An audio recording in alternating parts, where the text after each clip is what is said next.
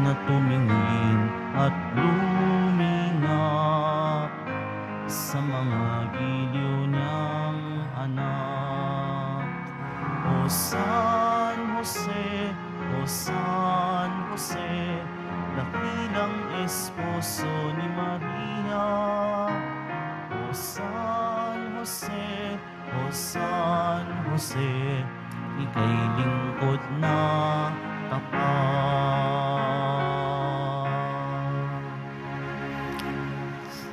Sa ngalan ng Ama at ng Anak at ng Espiritu Santo, Amen. sumainyo ang Panginoon. At sumaiyo rin. Aminin natin ang ating mga kasalanan upang tayo ay maging marapat gumanap sa banal na pagdiriwang. Panginoong Jesus, binigyan mo kami ng bagong buhay. Panginoon, kaawaan mo kami. Panginoon, kaawaan mo kami. Panginoong Jesus, pinapatawad mo ang aming mga kasalanan. Kristo, kaawaan mo kami. Kristo, kaawaan mo kami. Panginoong Jesus, binabahagi mo sa amin ang iyong katawan at dugo sa Eucharistia. Panginoon, kaawaan mo kami. Panginoon, kaawaan mo kami. Kaawaan tayo ng Diyos Amang makapangyarihan. Patawarin ang ating mga kasalanan at patnubayan tayo sa buhay na walang hanggan. Amen. Papuri sa Diyos sa kaitaasan. Sa lupa'y kapayapaan, sa lupa'y kapayapaan, sa mga taong pinalulugdan niyan. Pinupuri ka namin, inarangal ka namin, sinasamba ka namin, ipinagbubunyi ka namin, pinasasalamatan ka namin. Dahil sa dakila ang ikaturingan, Panginoong Diyos, Hari ng langit, Diyos Amang makapangyarihan sa lahat, Panginoong Jesucristo, bugtong na anak, Panginoong Diyos, Kordero ng Diyos, anak ng Ama. Ikaw na nag-aalis ng mga kasalanan ng sanlibutan.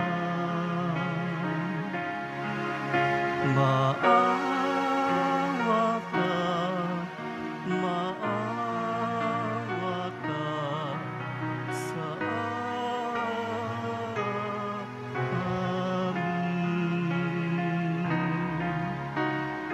Ikaw na nag-aalis ng mga kasalanan ng sanlibutan.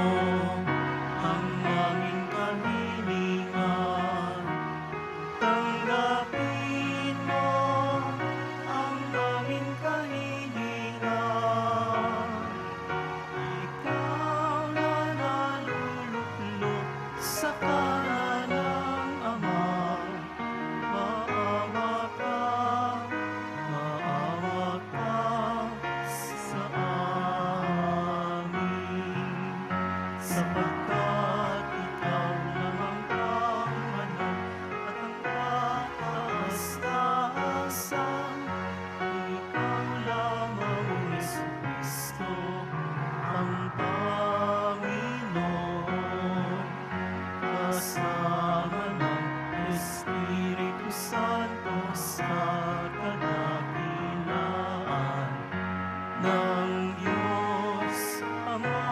Amen.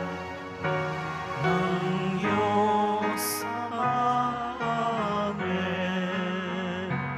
Papuri sa Diyos. Papuri sa Diyos. Papuri sa Diyos sa kaitaasan.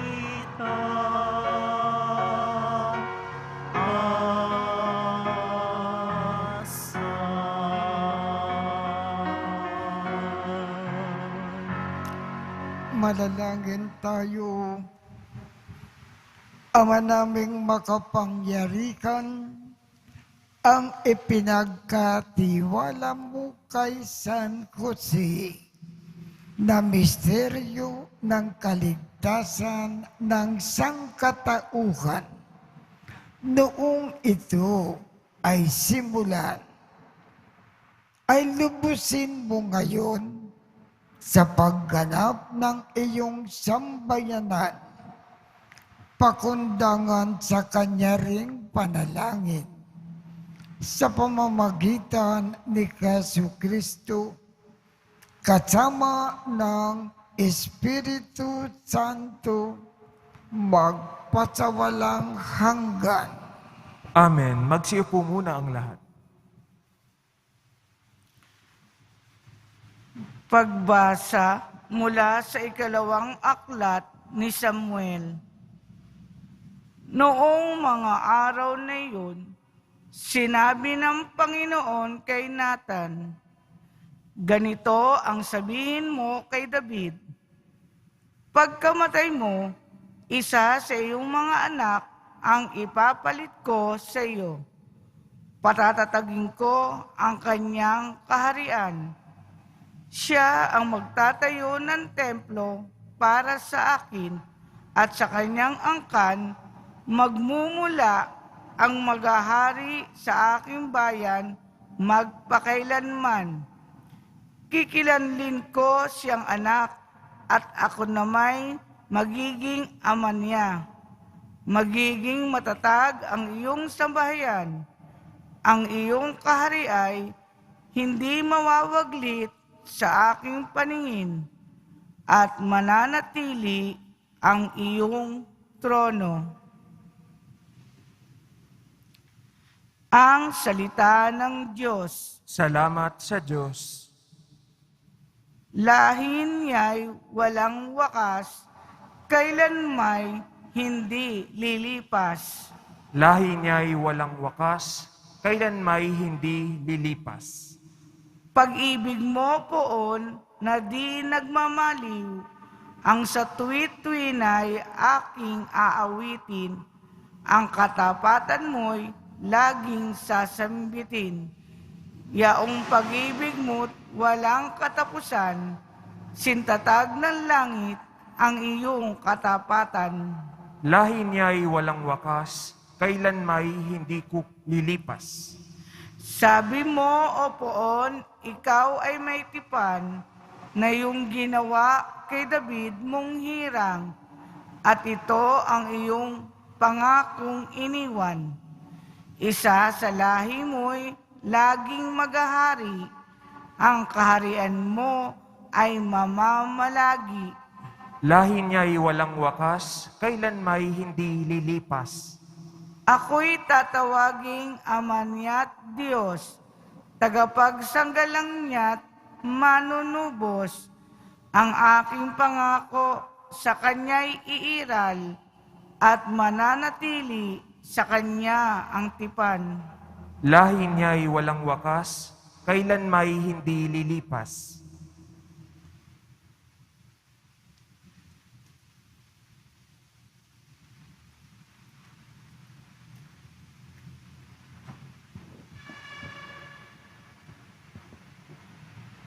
Pagbasa mula sa sulat ni Apostol San Pablo sa mga taga-Roma. Mga kapatid, ipinangako ng Diyos kay Abraham at sa kanyang mga lahi namamanahin nila ang sanlibutan. Hindi dahil sa pagsunod niya sa kautusan, kundi sa kanyang pananalig sa Diyos. At sa gayon, siya'y pinawalang sala. Kaya nga, ang pangako ay nababatay sa pananalig upang ito'y maging isang kaloob sa lahi ni Abraham, hindi lamang sa mga sumusunod sa kautusan, kundi sa lahat ng nananalig sa Diyos. Tulad niya, yamang siya ang amang nating lahat, ganito ang nasusulat. Ginawa kitang ama ng maraming bansa. Ang pangakong ito ay may bisa sa harapan ng Diyos na kanyang pinananaligan. Ang Diyos na bumubuhay sa mga patay at lumikha sa lahat ng bagay. Bagamat wala ng pag-asang magkaanak, nanalig pa rin si Abraham na siya'y magiging ama ng maraming bansa ayon sa sinabi sa kanya. Kasindami ng bituin ang magiging lahi mo. Kaya't dahil sa kanyang pananalig, siya'y pinawalang sala. Ang salita ng Diyos. Salamat sa Diyos. Magsitayo na po ang lahat.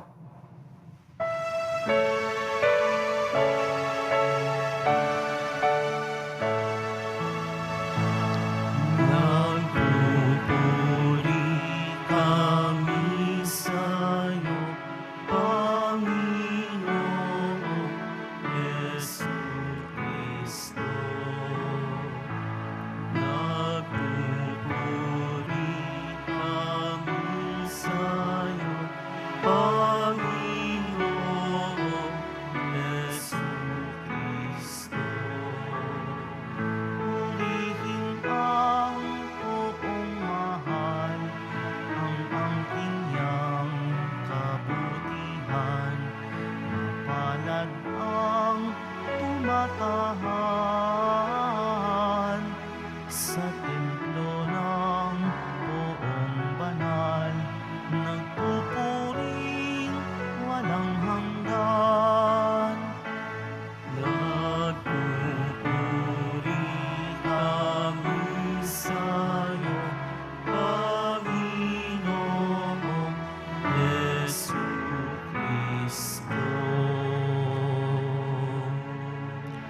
Sumainyo ang Panginoon.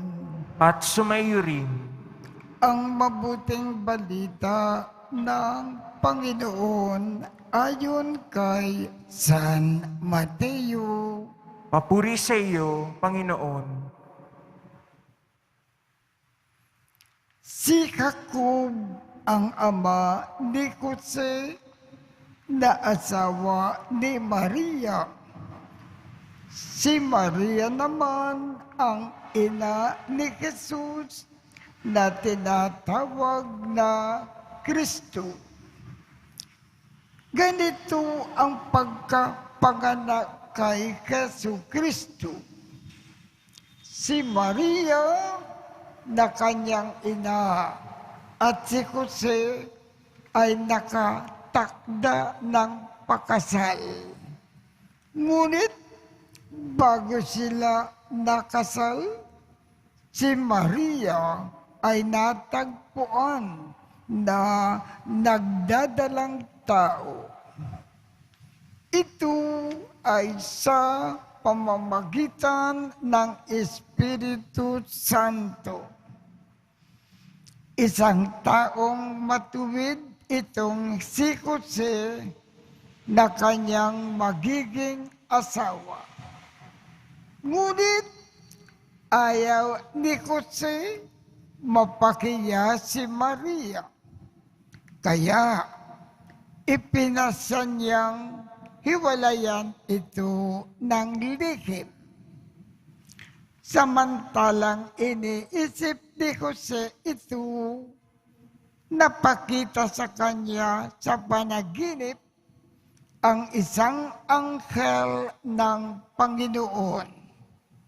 Sabi nitong anghel kay Jose, Jose, anak ni David, huwag kang matakot na tuluyang pakasalan si Maria sapagkat siya ay naglihi sa pamamagitan ng Espiritu Santo. Manganganak siya ng isang lalaki at ito ay pangangalan mong Jesus sapagkat siya ang magliligtas sa kanyang bayan sa kanilang mga kasalanan. Nang magising si Jose, sinunod niya ang utos ng anghel ng Panginoon. Ang mabuting balita ng Panginoon. Pinupuri ka namin, Panginoong Hesukristo. Magsiupo muna ang lahat. Sa araw na ito ay ating ipinagdiriwang ang dakilang kapistahan ni San Jose, asawa ni Blessed Mother. Bakit naging santo at dakilang santo si Jose? Ano ba ang kanyang nagawa dito sa lupa? Ang dahilan kung bakit nilikha ng Diyos si Jose at inilagay sa lupa ay para alagaan si Maria bilang isang asawa at bilang isang foster father, alagaan si Jesus. Iyan ang trabahong ipinagkatiwala sa kanya ng Diyos. Nagampanan ni Jose ng lubos, nang walang pagkukulang ng husto. Ang tungkulin niyang ito hanggang siya ay namatay. Faithful siya sa lahat ng paraan sa kanyang tungkulin. Kung ibig din natin maging banal sa mata ng Diyos, gampanan din natin ng lubos ang tungkulin na itinakda sa atin ng Diyos. Maging tapat tayo sa ating tungkulin. Kaya tumayo po tayo at ipakayag natin ang ating pananampalataya. Magsitayo na po ang lahat. Sumasampalataya ako Sa Diyos amang makapangyarihan sa lahat, na may gawa ng langit at lupa. Sumasampalataya ako kay Hesukristo, iisang anak ng Diyos, Panginoon nating lahat.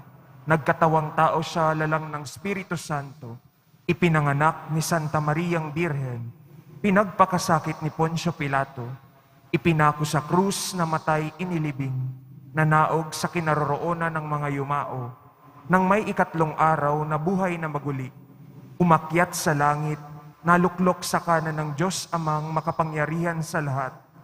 Doon magmumulang paririto at huhukom sa nangabubuhay at nangamatay na tao. Sumasampalataya naman ako sa Diyos Espiritu Santo, sa banal na simbahang katolika, sa kasamahan ng mga banal, sa kapatawaran ng mga kasalanan, sa pagkabuhay na muli ng nangamatay na tao, at sa buhay na walang hanggan. Amen.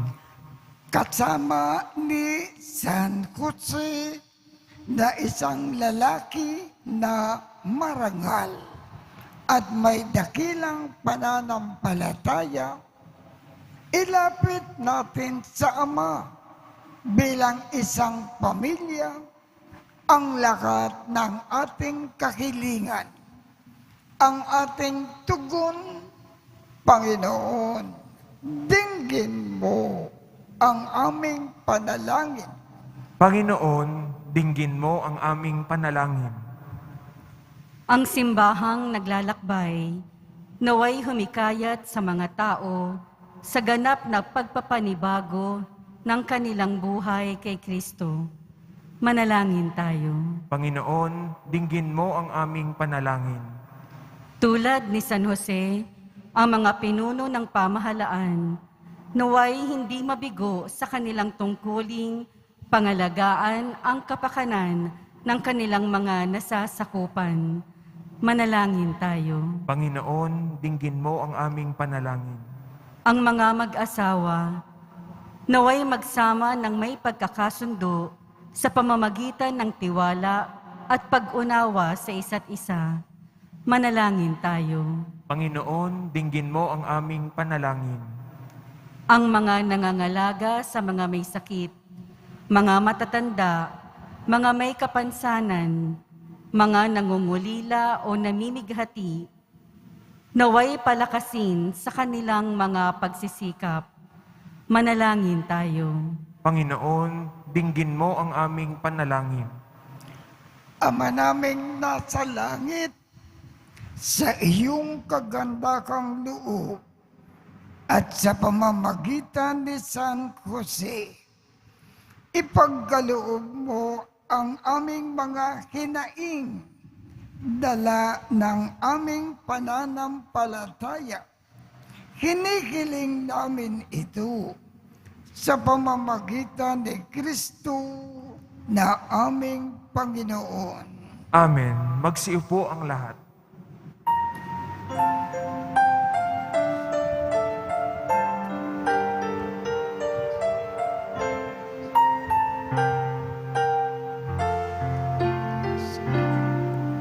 Sa'yo, Ama, aming handog, ang tinapay at alak na ito, handog ng iyong bayan sumasamot, humihingi ng patawad mo.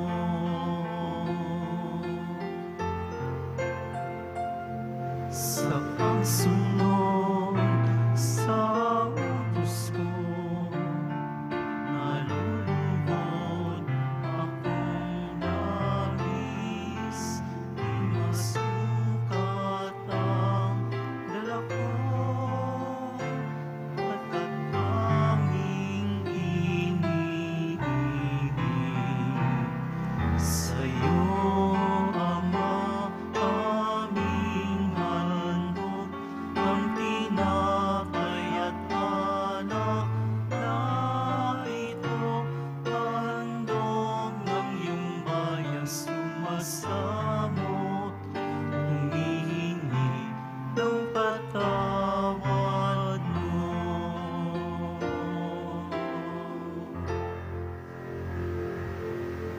Magsitayo na po ang lahat.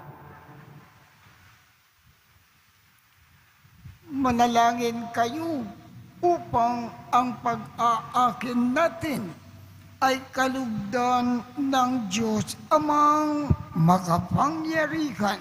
Tanggapin nawa ng Panginoon itong paghahain sa iyong mga kamay, sa kapurihan niya at karangalan, sa ating kapakinabangan at sa buong sambayanan niyang banal.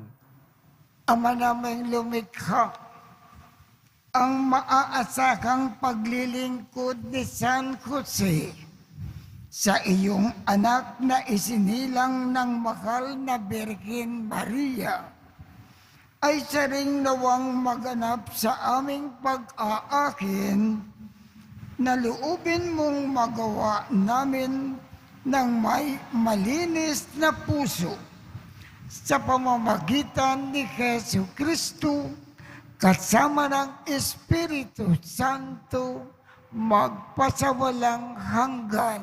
Amen. Sumainyo ang Panginoon. at sumaiyo rin. Itaas sa Diyos ang inyong puso at diwa. Itinaas na namin sa Panginoon. Pasalamatan natin ang Panginoong ating Diyos. Marapat na siya ay pasalamatan. Ama naming makapangyarihan, tunay ngang marapat na ikaw ay aming pasalamatan. Ngayon, na dakilang kapistakan ni San Jose, ang kabiyak ng puso ng makal ni Birhen Maria. Niloob mong magpakasal kay Mariang Birheng Mahal si San Jose na maaasahan sa pamamagitan sa pananagutan upang may amang lumingap sa angkang kinabibilangan ng iyong anak. Sa kapangyarihan ng Espiritong Banal, isinilang ni Maria ang anak mong minamahal. At para sa kanila, si San Jose ay naghanap buhay. Kaya kaisa ng mga anghel na nagsisiawit ng papuri sa iyo nang walang humpay sa kalangitan. Kami ay nagbubunyi sa iyong kadakilaan.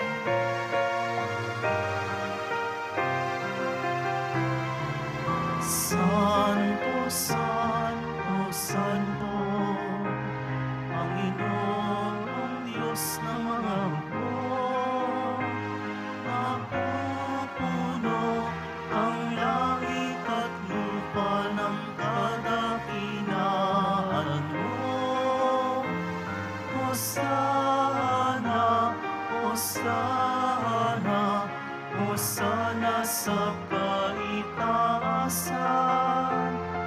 Hosana, Hosana, Hosana sa kaitaasan. Pinagpala ang napairito sa ngalan ng Panginoon. Hosana, Hosana, Hosana sa kaitaasan. Hosana, Hosana, Hosana sa kaitaasan. Magsiluhod po ang lahat. Ama naming banal, ikaw ang bukal ng tanang kabanalan. Kaya't sa pamamagitan ng iyong Espiritu, gawin mong banal ang mga kaloob na ito upang para sa amin ay maging katawan at dugo ng aming Panginoong Jesucristo. Bago niya pinagtiis ang kusang loob na maging handog, hinawakan niya ang tinapay, pinasalamatan kanya, pinaghati-hati niya iyon, iniabot sa kanyang mga alagad at sinabi, "Tanggapin ninyong lahat ito at kanin. Ito ang aking katawan na ikahandog para sa inyo."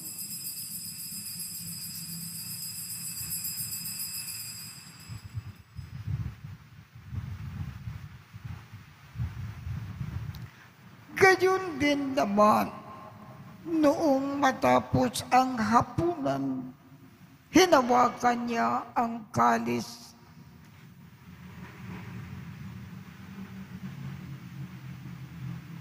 Iniabot niya ang kalis sa kanyang mga alagad pagkatapos niyang pinasalamatan at sinabi, Tanggapin ninyong lahat ito at inumin. Ito ang kalis ng aking dugo, ng bago at walang hanggang tipan.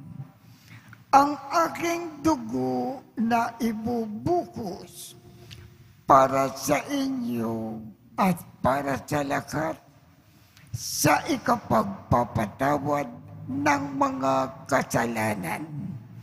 Gawin ninyo ito sa pag-alaala sa akin.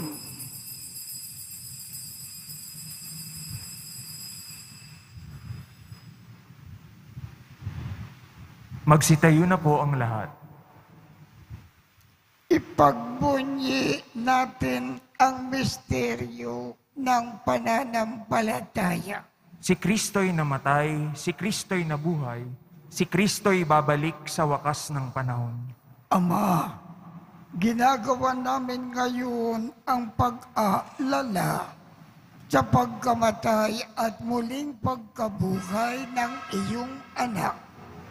Kaya't iniaalay namin sa iyo ang tinapay na nagbibigay buhay at ang kalis na nagkakaloob ng kaligtasan. Kami ay nagpapasalamat dahil kami ay iyong minarapat na tumayo sa harap mo para maglingkod sa iyo. Isinasamo namin kaming magsasalo-salo sa katawan at dugo ni Kristo ay mabuklod sa pagkakaisa sa pamamagitan ng Espiritu Santo. Ama, lingapin mo ang iyong simbakang laganap sa buong daigdig. Puspusin mo kami sa pag-ibig.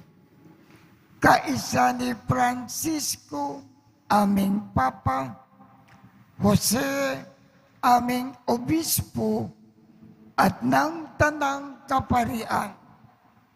Alalakanin mo rin ang mga kapatid naming nakimlay nang may pag-asa na sila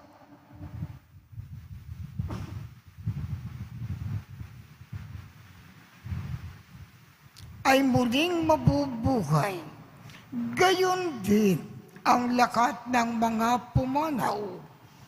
Kaawaan mo sila at patuloyin sa iyong kaliwanagan. Kaawaan mo at pagindapatin kaming lahat na makasalo sa iyong buhay na walang wakas.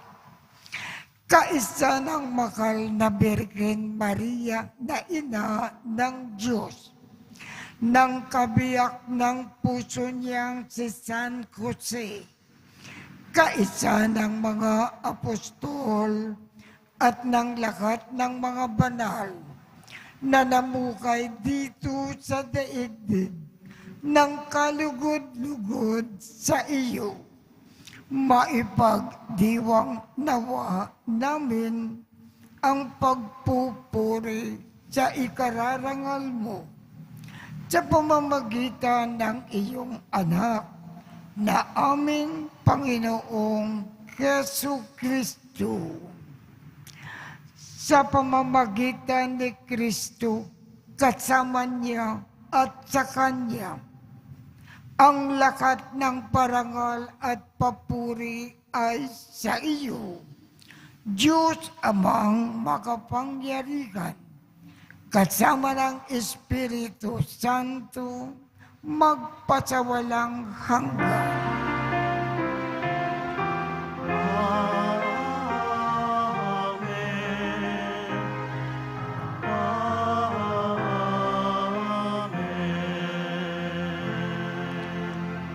Sa tagubilin ng mga nakagagaling na utos at turo ni Jesus na Panginoon natin at Diyos, ipakayag natin ng lakas loob.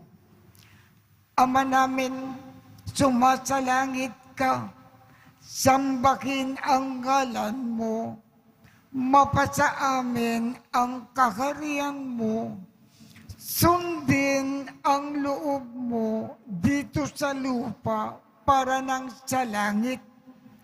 Bigyan mo kami ngayon ng aming kakanin sa araw-araw at patawarin mo kami sa aming mga sala para ng pagpapatawad namin sa mga nagkakasala sa amin.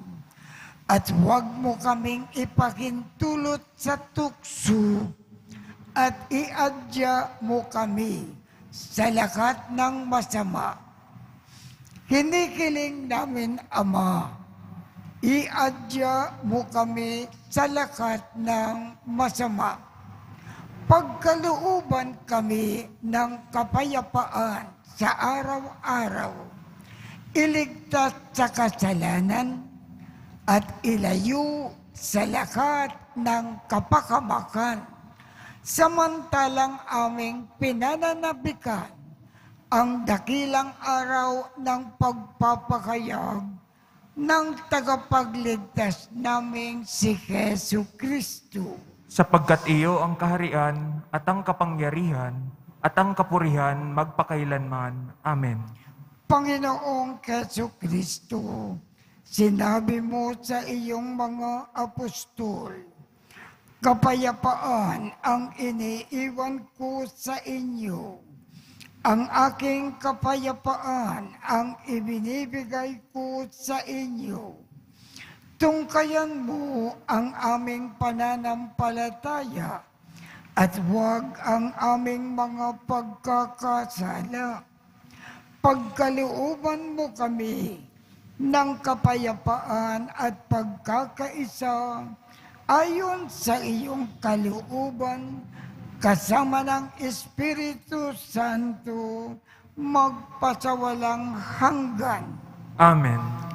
Ang kapayapaan ng Panginoon ay laging sumainyo. At sumaiyo rin. Magbigayan tayo ng kapayapaan sa isa't isa.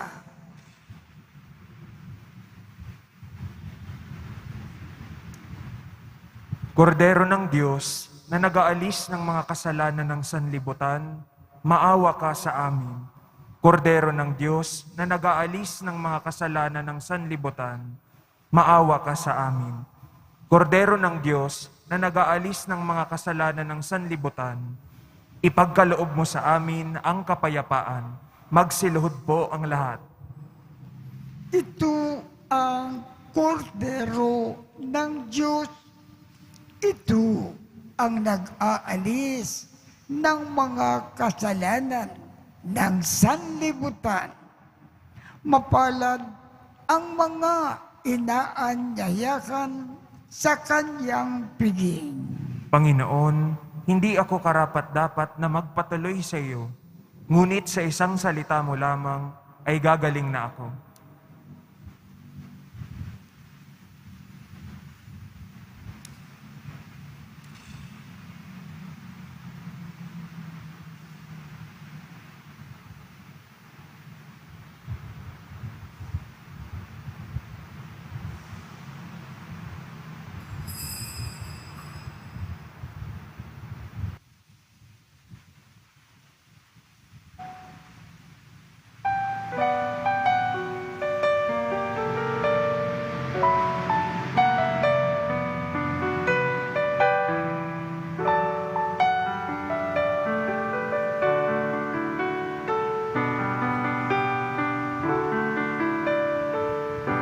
O San Jose, ikaw ang tunay na huwaran ng pag-ibig, katapatan at kabanalan.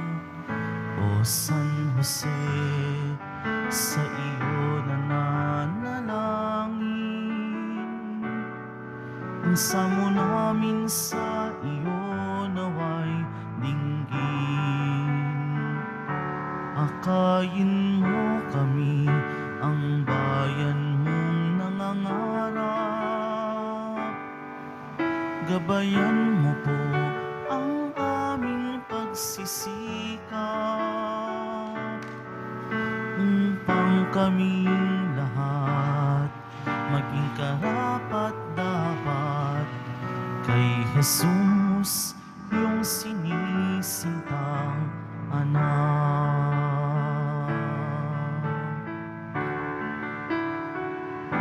O San Jose, ikaw ang tunay na huwaran ng pag-ibig, katapatan at kabanalan.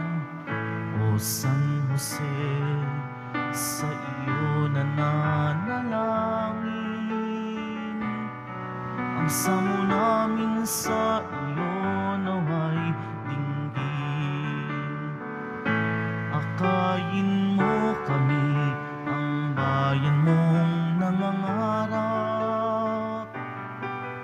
Gabayan mo po ang aming pagsisikap, upang kaming lahat maging karapat-dapat kay Jesus, yung sinisintang anak. Kay Jesus, yung sinisintang anak.